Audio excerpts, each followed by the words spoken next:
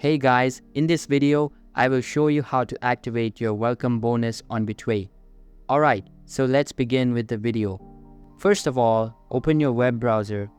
Then on the search bar, type in betway.com. Once you type it in, it will take you to this web page. Now in this page, you'll have to log into your account. Now in order to get welcome bonus, you'll have to sign up for an account. To do so, click on this button, and once you click on it, it will take you to this page. In this page first option, you will see welcome offer section. You will have many options. The best one is this option is sports.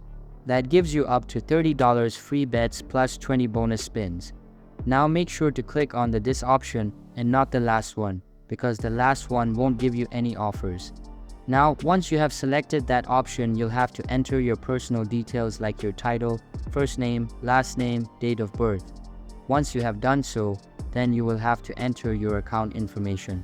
So go ahead and enter your username password and confirm your password by entering the same password. And at last, enter your email address. Once you have done so, then at last you'll have to enter your contact details like your address and your phone number. Now scroll a bit down.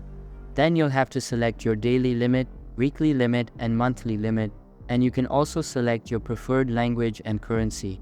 Then click on this checkbox. Then at last click on the register button.